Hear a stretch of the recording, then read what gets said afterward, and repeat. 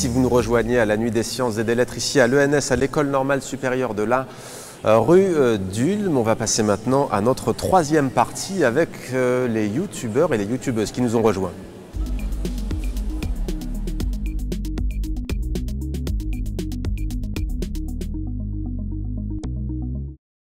Alors avec nous sur le plateau, Florence Porcel, merci d'être avec nous, vous êtes youtubeuse.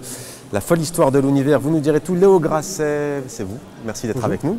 14,5 millions de vues sur YouTube, dites donc, c'est un carton, on va en parler. Avec nous également David Louapre, merci d'être avec nous. Et puis alors il y a tellement de monde et de youtubeurs et de youtubeuses que je n'ai pas votre nom, c'est... Donc moi c'est Tania Louis. Oh, bonjour Germain. D'accord. De la chaîne Biologie tout compris. Tania Louis. Oui. Tania. Bienvenue Tania. Alors on va commencer avec vous, cher Léo, une part d'improvisation. Léo Grasset, d'abord peut-être puisque le thème de la soirée c'est expliqué, tout simplement, un youtubeur c'est quoi? C'est quelqu'un qui met des vidéos sur YouTube. Célèbre réseau social. Voilà. Mais en fait c'est juste ça notre point commun, c'est-à-dire qu'on peut faire des vidéos de chats, on peut faire des vidéos de science, on peut faire des vidéos de... Alors vous, votre chaîne YouTube s'appelle Dirty Biologie, vous êtes titulaire d'une licence en biologie et vous essayez de vulgariser les choses. Dans quel domaine précisément? Ben, en vrai c'est un petit peu tous les domaines qui m'intéressent. Voilà, donc très généralement c'est de la biologie évolutive parce que c'est là-dedans que j'ai fait mes études, mais j'ai aussi fait des vidéos sur la conquête spatiale, sur les intelligences artificielles, sur l'écologie, etc., etc. Eh bien, sans plus attendre, on va regarder l'une de vos vidéos, en tout cas un extrait, parce que certaines sont plus ou moins longues. On regarde et on se retrouve juste après. Pour comprendre pourquoi nous ne sommes pas vraiment humains, nous allons avoir besoin de philosophes grecs, de scientifiques russes, de sperme de chimpanzés et d'un tas de riz. En effet, définir l'humain c'est un peu comme définir un tas de riz. Imaginez un tas auquel vous enlevez un grain, ce sera toujours un tas. On peut enlever un autre grain de riz et ce sera toujours un tas. À chaque fois qu'on enlève un grain, le tas reste un tas et à la fin il ne reste plus qu'un seul grain de riz dans ma paume. Si on veut être complètement logique, on doit accepter que ce grain de riz unique est par définition un tas, puisque enlever un grain à la fois n'a jamais transformé un tas en non-tas. La première trace de ce paradoxe nous vient d'Eubulide, un philosophe grec qui s'amusait à troller ses étudiants avec ce genre de casse-tête il y a plus de 2400 ans. Pour l'anecdote, il est aussi l'auteur du fameux « Ce que je dis maintenant est un mensonge », et je déteste cette phrase parce que s'il ment vraiment en disant qu'il ment, alors c'est vrai, donc c'est pas un mensonge, et si c'est vrai que c'est un mensonge, alors ce n'est pas vrai, donc ce n'est pas vrai. Ouais. Fait chier. Bon, bref, le paradoxe du tas de riz nous permet de bien comprendre que la limite entre un tas et un non-tas est en fait une limite tout à fait floue, et qu'on est bien capable d'appliquer les définitions aux deux extrêmes, mais pas dans les zones ambiguës du truc. La conséquence est que si on veut absolument avoir une définition du tas, on est obligé de poser une définition arbitraire, du style 9 grains de riz c'est pas un tas, mais 10 c'en est un. Et c'est exactement pour ça que nous ne sommes pas réellement humains. Imaginez que vous retraciez l'évolution de la lignée humaine à partir de vous. Vous êtes humain, jusque là ça va. J'imagine que vos parents aussi, et que vos grands-parents aussi. Donc si à chaque fois que l'on remonte d'un degré dans la généalogie, on tombe sur un humain, par la même logique de récurrence que pour le tas de riz, on ne devrait avoir que des humains comme ancêtres. Sauf qu'il y a un moment où vous allez finir par tomber sur vos ancêtres communs avec les chimpanzés, et là évidemment, c'est pas des humains. Voilà donc pour l'extrait de cette vidéo de vulgarisation scientifique. 360 000 abonnés quasiment pour vous, Léo Grasset. Parlez-nous de cette vidéo. Vous essayez d'expliquer en fait que la notion même de définition de l'humain, de l'espèce, est beaucoup plus compliquée qu'on a tendance à le dire. Oui, c'est ça en fait, l'idée c'est d'expliquer que l'espèce c'est une boîte arbitraire dans laquelle on range disons un continuum d'individus, mais que c'est avant tout arbitraire et que finalement on peut définir cette boîte un petit peu comme on veut. Donc là je prends l'exemple des humains et en particulier dans la lignée évolutive humaine en fait il y a eu tout un tas d'hybridations avec des espèces comme les Néandertals ou l'homme de Denisova et d'autres espèces qu'on ne connaît pas encore. Et donc c'est de parler de tout ça et d'expliquer que finalement notre identité est plus complexe que ce qui paraît. Alors l'humain selon vous, qu'est-ce qui le caractérise, l'espèce humaine, même si vous dites que c'est plus compliqué? Oula. Là vous adressez à des enfants, on va dire de 7 jusqu'à des adultes de 77 pour reprendre l'expression, quelques notions. Je sais pas, c'est un mammifère déjà. Voilà, mais ok, un primate qui est capable de se rendre compte que c'est un primate et qui est capable d'étudier son environnement à la différence des autres primates. Ouais. Mais Mais en fait, je trouve que cette question n'est pas forcément hyper intéressante dans le sens où ce qui est plus intéressant pour un biologiste évolutif, c'est pas forcément savoir ce qui est forcément. Ce qu'il est. Voilà, c'est Mais plus savoir comment il est relié aux autres, exactement, dans un arbre, etc. Le langage, par exemple, c'est quelque chose qui joue. On en parlait tout à l'heure en termes de littérature. C'est quelque chose qui est propre à l'homme, le langage. Oui, mais non, par exemple, il y a d'autres espèces qui possèdent des formes rudimentaires de langage, donc ça, pour la plupart des trucs uniques à l'homme, en fait, ne le sont pas forcément vraiment pas particuliers à l'homme, donc c'est pas. Florence Porcel, auteure, comédienne, animatrice, études littéraires, artistiques. Vous avez animé le Grand Web, le 20-20h aussi sur France 5 avant de rejoindre La Tête au carré sur France Inter. Alors vous êtes spécialisé, Léo en parlait, sur le spatial aussi, les sciences de l'univers. Et vous avez décidé de mettre vos compétences au service de la vulgarisation, tout simplement. Pourquoi ? Parce que je trouve que c'est chouette de vulgariser. Non, mais en fait, oui, moi je viens de la télé et il n'y a aucune émission scientifique à la télé. Enfin, il y en avait, mais maintenant elles sont supprimées. Voilà, c'est ça. Et en fait, moi, ce que je regrette, c'est qu'il n'y en ait pas. Et je me suis dit, bon, bah voilà, je vais faire moi-même, avec les moyens du bord, les émissions que j'aimerais voir à la télévision. Voilà, c'est parti de là, comme ça. Comment vous avez fait, parce que Léo nous le dira aussi peut-être tout à l'heure, et nos autres invités, mais comment on fait? On est face à son ordinateur, ça peut peut-être donner des vocations aussi. Qu'est-ce qu'il faut concrètement? Une webcam, un ordinateur, un écran? Une webcam, c'est un peu cheap, mais oui, il faut quelque chose pour filmer, il faut quelque chose pour s'enregistrer, au niveau du son, j'entends, que ce soit audible, et il faut surtout beaucoup travailler le texte. Pour ne pas dire de bêtises, c'est assez important. Il faut vérifier ses sources, il faut donner ses sources, il faut éventuellement se faire relire par des scientifiques. Moi, je ne suis pas scientifique, donc je me fais systématiquement relire, systématiquement, ou je passe des coups de fil pour vérifier mes infos. Enfin voilà, un vrai travail d'enquête et presque un travail journalistique. Eh bien, on va vous voir à l'œuvre sans plus attendre. Florence Porcel, on garde un extrait d'une de vos vidéos. C'est donc sur le réseau social YouTube. On regarde. L'autre jour, je suis tombée sur ça. Un événement exceptionnel devrait se produire ce matin à 9h47 heure française. Platon devrait passer derrière Jupiter, ce qui devrait inévitablement modifier l'alignement planétaire et réduire ainsi la gravité de la Terre. Ça sera très légèrement perceptible par l'être humain, on sentira un tout petit peu plus léger. Rassurez-vous, c'était un 1er avril. Le problème, c'est que ces derniers temps, je suis tombée sur ça.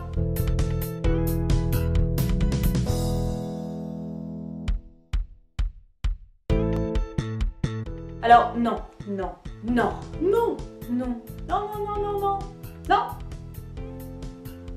Cher Internet, la gravitation est l'une des 4 forces fondamentales qui régissent notre univers. C'est elle qui agit sur les grandes distances, genre entre les galaxies par exemple, qui fait tourner les planètes autour des étoiles, les lunes autour des planètes, qui donne leur forme sphérique aux gros astres, et qui nous maintient les pieds bien ancrés sur Terre donc. Mais comment est-ce que ça marche? La gravitation, c'est une force qui attire mutuellement des objets qui possèdent une masse. Plus la masse de cet objet est importante, plus sa force d'attraction est grande. Par exemple, la Terre, par rapport à nous, est un objet très massif. C'est pour ça qu'elle nous attire vers elle et qu'on peut marcher dessus sans partir dans l'espace. Elle nous attire tous vers son centre, c'est pour ça que les Australiens y tombent pas. Bah oui, quand même.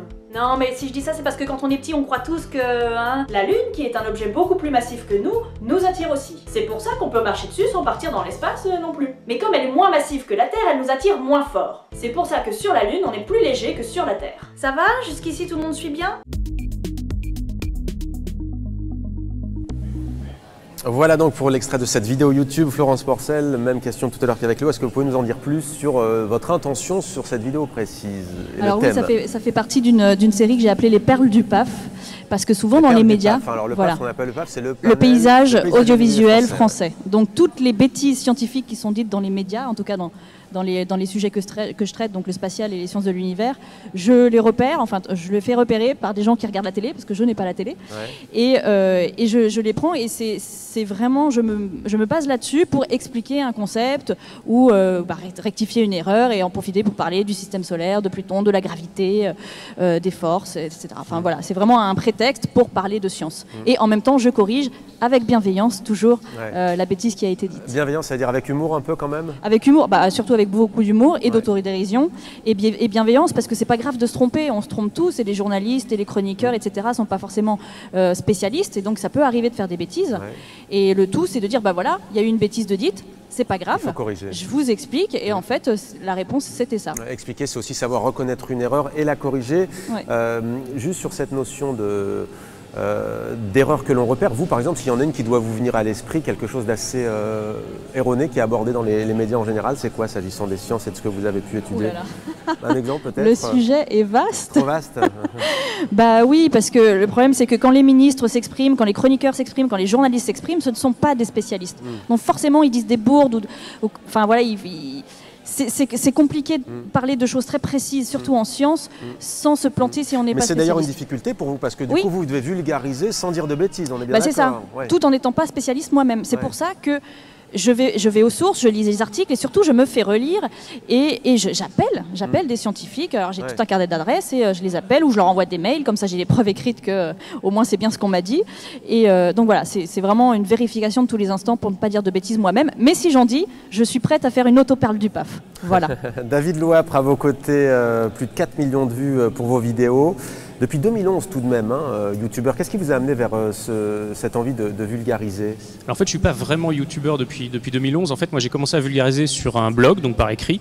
Et c'est vrai que c'est en 2011 que j'ai commencé à tourner des petites vidéos, mais juste pour illustrer mes articles de blog. Donc je filmais une petite expérience, des choses comme ça. Donc en fait, ma chaîne apparaît comme étant créée en 2011, mais j'ai vraiment commencé à tourner des vraies vidéos de vulgarisation seulement début 2015. Doctorat en physique théorique, sur quoi portent vos vidéos sur YouTube au juste? Toujours la physique? Non, pas que la physique. En fait, moi j'aime la science en général. J'ai envie de faire partager un peu toute la science que j'aime. Donc il y a pas mal de physique, il y a pas mal de physique fondamentale parce que c'est mon domaine de spécialité au départ. Mais je fais aussi des maths, de la bio, de la chimie. Par exemple, en maths, qu'est-ce que vous expliqueriez face caméra sur Internet YouTube? Qu'est-ce que vous avez déjà expliqué? Est-ce que c'est le théorème de Pythagore, par exemple, ou est-ce que c'est beaucoup plus pointu? Et à qui vous vous adressez? Par exemple, j'ai fait une vidéo sur l'idée d'infini en mathématiques et le fait que tous les infinis ne sont pas les mêmes. Il y a des infinis qui sont plus gros que les autres, etc. Alors la question de savoir à qui je m'adresse, j'essaie toujours de partir du principe que les gens à qui je m'adresse ont grosso modo une culture scientifique de niveau lycée. Donc je pars du principe qu'ils ont une vague idée de ce que c'est qu'un gène ou une force, mais j'essaie de ne pas supposer qu'ils savent ce qu'il y a au-dessus. Par contre après j'essaie de les emmener le plus loin possible, mais toujours en partant du principe qu'à la base c'est culture scientifique niveau lycée. Eh bien on va vous voir à l'œuvre alors, si vous le voulez bien, une vidéo donc de David Louapre. On se retrouve dans quelques instants. Nos oreilles, elles sont capables de décomposer les différentes fréquences d'un son. Si je joue 2 notes en même temps, mon oreille reconnaît qu'il y a 2 notes. Alors qu'à côté de ça, notre vue, elle est incapable de faire la différence entre jaune et vert mélangé avec rouge. Alors pour comprendre d'où vient cette bizarrerie, en fait il faut se pencher sur la manière dont fonctionne la perception des ondes électromagnétiques. Dans notre œil, sur notre rétine, il y a 4 types différents de cellules qui servent de capteurs lumineux. Il y a les bâtonnets, dont on va pas trop parler aujourd'hui et qui servent surtout à la vision nocturne.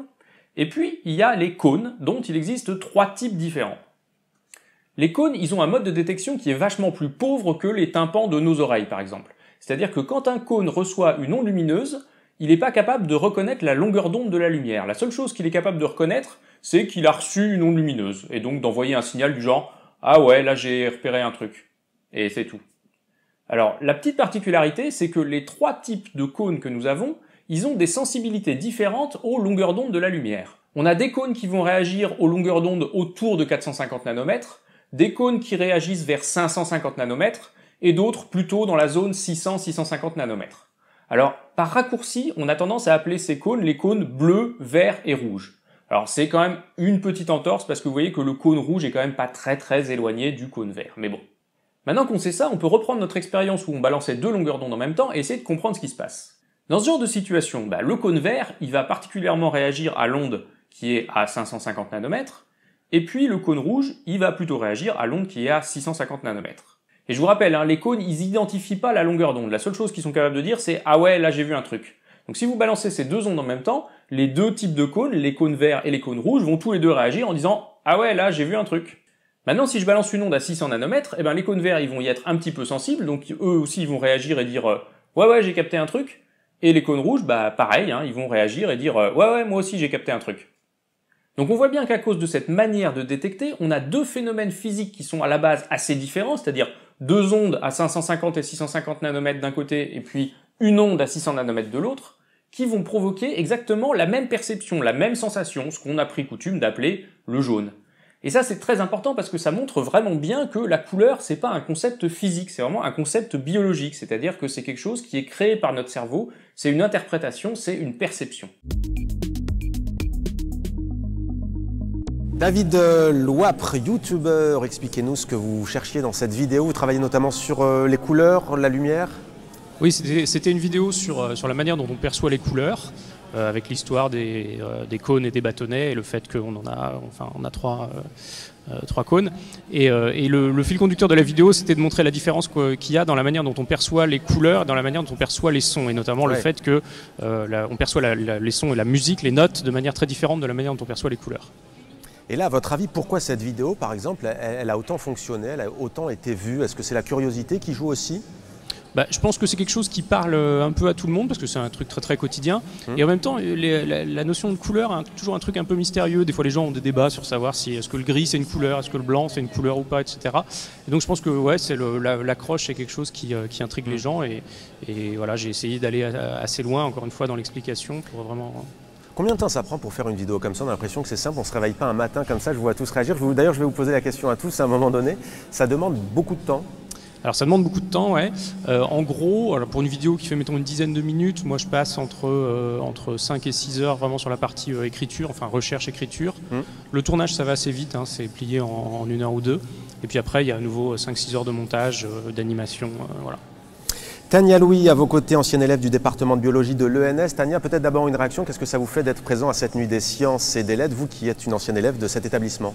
Ça fait plaisir, mais ça fait aussi très bizarre, parce que j'étais pas revenue un peu sérieusement depuis 3-4 ans, puisque j'ai fait ma thèse à Montpellier. Et du coup, je me sens encore plus honorée d'être là en connaissant la maison, je pense. Oui. Eh bien, on va regarder sans plus attendre, Tania, une de vos vidéos. On se retrouve juste après.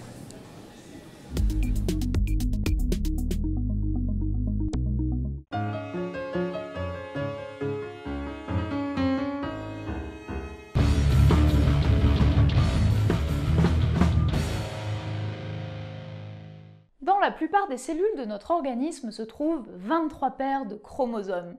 Ils constituent notre génome et sont constitués d'ADN, deux choses dont je vous ai déjà parlé dans d'anciennes vidéos, que j'ai du mal à regarder aujourd'hui. Chacun de nos chromosomes est en fait une longue double hélice d'ADN, et si l'on met bout à bout les 46 exemplaires que contient une de nos cellules, le tout mesure environ 2 mètres de long. Pourtant, ça rentre très bien dans des cellules qui font quelques centièmes de millimètres. Pour être précise, nos chromosomes tiennent même dans une partie de nos cellules qu'on appelle le noyau et qui ne mesure que quelques millièmes de millimètres de diamètre. Pour faire tenir 2 mètres de longueur dans une si petite sphère, nos cellules utilisent une technique bien connue des campeurs, la compaction. Et tous ceux qui ont déjà tenté de replier un sac de couchage savent qu'il existe 2 écoles en termes de compaction, la bordélique et la méthodique. Il se trouve que nos cellules ont opté pour la méthodique. Vous êtes devenue youtubeuse, est-ce que vous pouvez nous parler de cette vidéo? En fait, c'est une vidéo que j'ai faite parce que je me suis rendu compte que dans des vidéos précédentes, j'avais fait des approximations et que c'était pas bien. Donc j'ai fait une vidéo pour les corriger. Et sur la thématique que vous avez choisie sur cette vidéo, pourquoi ce thème? Justement, l'erreur, c'est une erreur qu'on fait assez classiquement de représenter des chromosomes en forme de X, alors qu'en vrai, ils ressemblent pas du tout à forme, ça. Ouais. Et donc ça me paraissait bien de l'expliquer une bonne fois pour toutes. Eh bien, on va revenir juste après avec vous. On va faire un tour maintenant dans la cour et dans les salles où il y a beaucoup d'effervescence, de débat. Avec un petit périscope, on se retrouve juste après.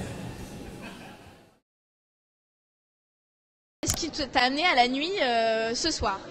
Alors, sur quoi je travaille, je commence une thèse en probabilité sur les cartes aléatoires. Donc l'objectif, très schématiquement, c'est de construire et d'étudier des surfaces aléatoires.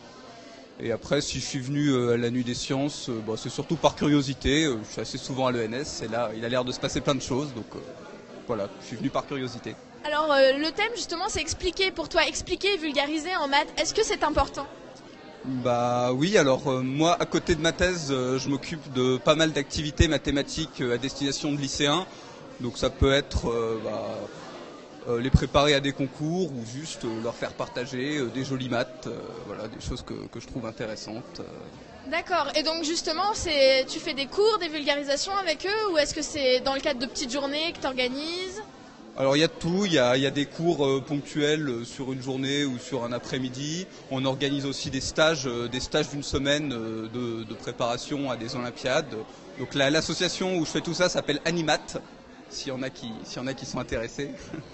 Ok, très bien. Est-ce que tu as repéré des choses à la NUNS qui font un peu écho à tes thématiques de recherche et d'intérêt justement vis-à-vis des maths? Alors pour être honnête, je viens d'arriver, donc le programme a l'air très intéressant, mais j'ai pas encore vu grand-chose. Tu m'as dit que tu allais à l'exposition Bourbaki, c'est ça? Tout de suite en bibliothèque des mathématiques? Oui, voilà, je vais aller voir l'expo Bourbaki. La dernière fois que je suis allé, ils étaient en train de tout installer, ça avait l'air très intéressant, donc je vais aller voir ce qu'ils racontent. Eh ben Thomas, on te remercie pour ton intervention. On vous retrouve bientôt sur Périscope. À tout à l'heure. Bienvenue à toutes et à tous, en tout cas à ceux qui nous rejoignent pour cette nuit des sciences et des lettres sur le site internet du journal Le Monde, également sur YouTube. YouTube, ça tombe bien puisque nous avons 4 youtubeurs et youtubeuses avec nous. Tania Louis, juste avant ce périscope, on était en train de se dire qu'il y avait une erreur souvent commise, c'est de représenter le chromosome par le X. D'où vient cette erreur ? Elle vient du fait que, effectivement, à un moment très particulier de la vie de nos cellules, les chromosomes ressemblent à des X. Et en fait, c'est à ce moment particulier qu'on récupère les chromosomes pour faire ce qu'on appelle les karyotypes, c'est-à-dire ce qui permet de compter le nombre de chromosomes et de déceler par exemple les trisomies 21. Donc c'est comme ça qu'on les voit le plus souvent, mais c'est pas à ça qu'ils ressemblent en pratique. Léo Grasset se pose aussi parfois la question justement de la véracité des informations. Donc, a priori, on vous fait confiance, vous êtes quand même un scientifique de formation. Mais comment faites-vous, même quand on est scientifique, pour éviter justement de transmettre une faute au fond? Alors, on n'est jamais à l'abri de faire une erreur. Le principal, c'est de se remettre en question très très vite et de la corriger. L'intérêt en fait de YouTube, c'est que ça nous permet de faire des annotations, de discuter avec le public, de dire là j'ai fait une erreur, ou tout simplement de refaire une autre vidéo en disant bon bah là il y a eu une erreur. Donc pour moi ça c'est le plus important en fait, c'est la gestion de l'erreur. Le fait de faire une erreur en soi, bon, personne n'est parfait et ça peut arriver. Ça veut dire que si un internaute vous dit attention, là tu dis ça, c'est pas vraiment ça, vous lui répondez, vous essayez d'échanger là. Oui, c'est arrivé par exemple dans une vidéo où en fait je parle de la diversité, l'incroyable diversité des pénis qui existent dans le monde animal. Ouais. Je me suis complètement planté en fait en nommant une espèce. J'ai dit bon bah ça c'est un mollusque, en fait c'était pas du tout un mollusque, c'était un ver plat. Ce qui est une énorme erreur hein, d'un point de vue de zoologue, mais donc il y a un internaute qui est venu, il m'a dit c'est pas un mollusque, et donc j'ai pu mettre une annotation en disant ce n'était pas un mollusque. Donc la vulgarisation, ça passe aussi par l'échange. Bien sûr, mais il y a une sorte de communication avec le public. Ouais. Alors tout à l'heure je disais 14 millions de vues, c'est énorme, vous avez presque 360 000 abonnés. Ça peut paraître anodin comme question, mais est-ce qu'on en vit ou pas quand on devient youtubeur ou youtubeuse? Est-ce que ça peut être un métier? Est-ce qu'on peut gagner sa vie avec ça? Là, je vous vois tous sourire, donc j'imagine que la réponse est plutôt non, mais dites-nous. Non, en fait, il y a un énorme fantasme autour de l'argent et de YouTube. Il faut que les gens comprennent que vivre de YouTube, c'est super compliqué. C'est réservé à très très peu de monde qui font énormément de vues. Moi, pour la petite histoire, YouTube ne me paye quasiment pas. Ouais. En fait, parce que YouTube paye au nombre de vues, au nombre de pubs qui sont affichés sur chaque vidéo. Ouais. Donc moi, si j'ai que YouTube, je pourrais pas en vivre. Ouais. Il se trouve que j'arrive à en vivre parce que les gens me font des donations. Donc c'est grâce à ce système de donation qui est parallèle à YouTube que je peux en vivre. Mais en soi, tout seul, YouTube ne permet pas de vivre. Enfin, ou à moins de faire des millions de vues. Quoi. Ouais. Même question, Florence, vous avez donc votre métier hein, dans la vie, hein, ça c'est un bonus si l'on peut dire, en tous les cas c'est une passion ou... Ah oui, je ne vis pas de YouTube. Hein. Moi depuis que j'ai monétisé ma chaîne il y a un an, j'ai touché 170 €. Hein. Voilà. Donc on ne vit pas, les jeunes on ne vit pas de YouTube. Voilà, non, ça c'est pas possible. Donc oui, c'est sur mon temps libre, ouais.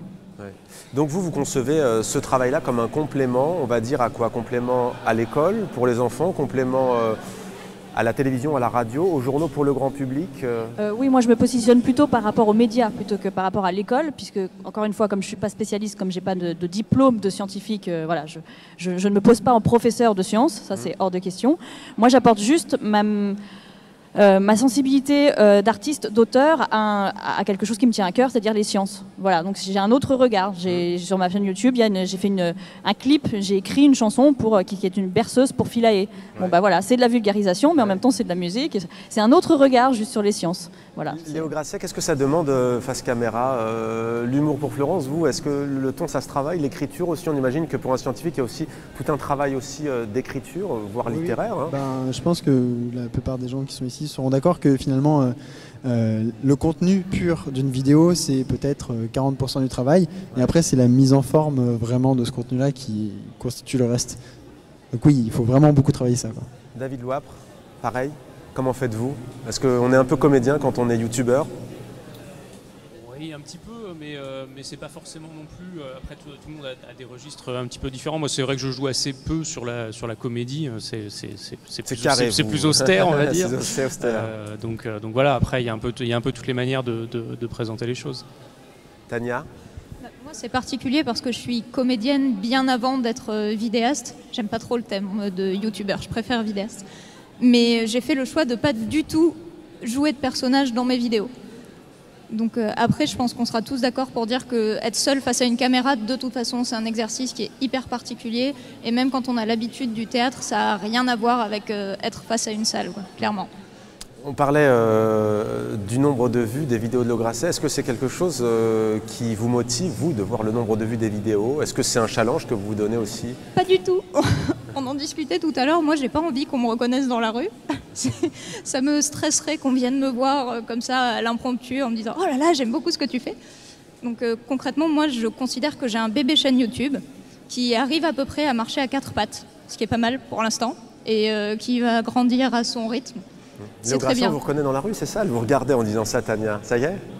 Oui, je vais raconter une anecdote, mais oui, c'est vrai que ça arrive relativement souvent maintenant, enfin en France surtout. Ouais. C'est quoi l'anecdote? Il faut nous la donner. Ouais, c'est ce matin, je prenais le tram et il y a quelqu'un qui m'a reconnu, qui est venu me parler, c'était sympa, c'était super cool. Ouais. Mais en l'occurrence, c'est quelqu'un qui était vraiment un jeune scientifique, une jeune scientifique. Oui, c'est ça. D'ailleurs, c'est assez chouette parce qu'il y a pas mal de gens qui font des études dans le domaine de la biologie, qui s'intéressent à ça et qui sont plutôt contents de l'existence de ces chaînes de vulgarisation. Donc c'est très cool, on a un public qui est hyper ouvert d'esprit et en général assez cultivé. Ouais.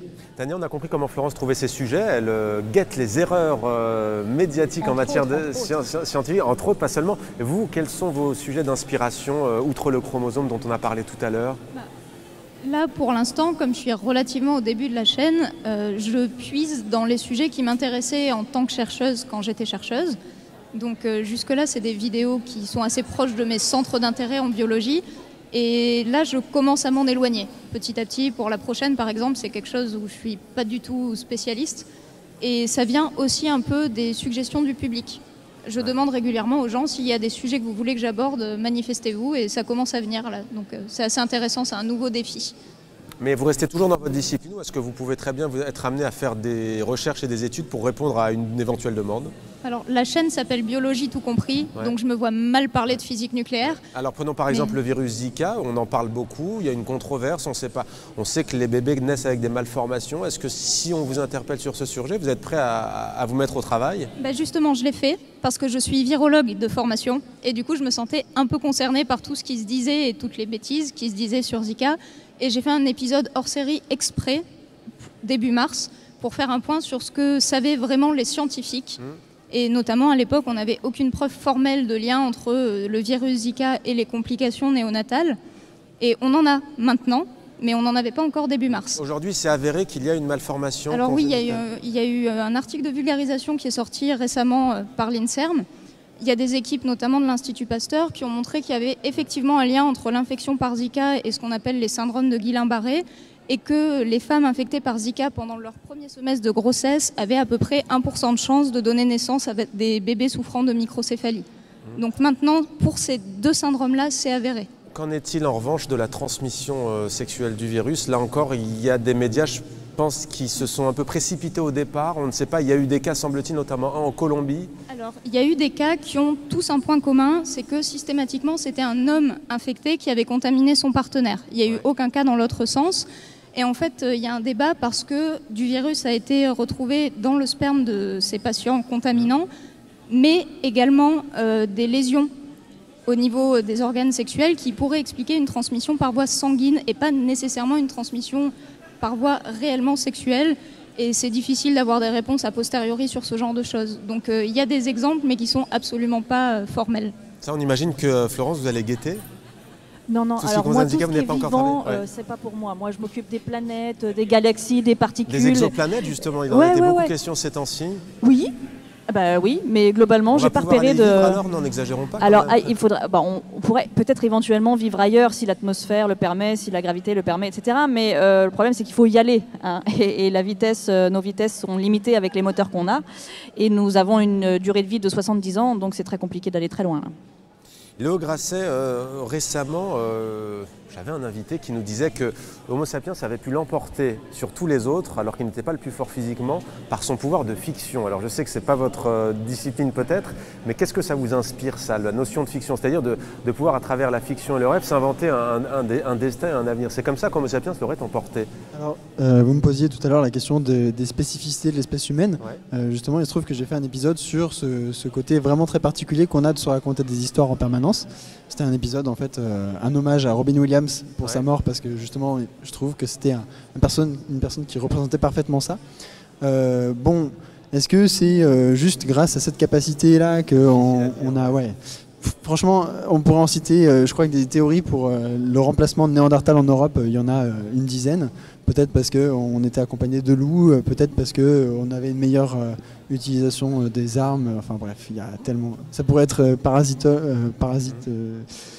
que les sapiens trimballaient depuis l'Afrique. Enfin bref, il y a tellement d'hypothèses pour le moment que c'est difficile de dire. Dernière question, on parle aujourd'hui, certains scientifiques parlent d'une 6e extinction, il me semble, des espèces. Est-ce que c'est quelque chose, vous, à titre scientifique, qui vous inquiète? Est-ce que ce processus est déjà enclenché? On parle aujourd'hui d'espèces animales qui disparaissent. Par exemple, on se réjouit quand une cigogne est vue en Alsace cet été, l'été dernier. Est-ce que c'est un sujet qui vous inquiète? J'ai quand même fait des études d'écologie, donc oui, forcément c'est un sujet qui me passionne. C'est un sujet dont j'ai prévu de beaucoup parler. Et clairement, l'extinction de masse qu'on constate actuellement, elle est difficilement niable sur des bases scientifiques. On a clairement un taux d'extinction qui est largement supérieur à la moyenne qu'on constate sur les temps géologiques. Ouais.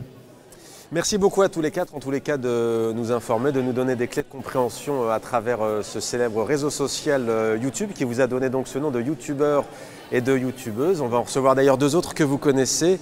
Beaucoup d'humour à mon avis en perspective. Ça c'était les coulisses, on n'en dit pas plus. Ils nous retrouvent dans quelques instants. Et restez avec nous, on va faire un tour encore du côté des autres événements en cours au cours de cette nuit de l'ENS. On se retrouve juste après.